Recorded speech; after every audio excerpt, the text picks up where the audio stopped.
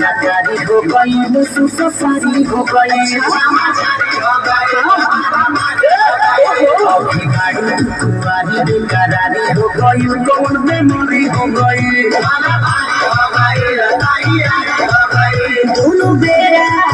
दोनों बेरा एक पूजा भइले मने मुखर पूजा भइले इनी मुखर पूजा भइले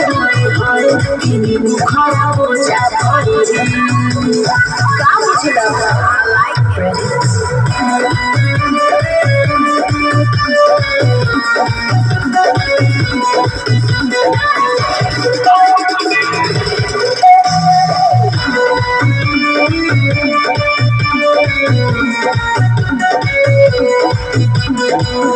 मास्टर गजल के भाव लागे बाल तो करे छा छा छा छा छा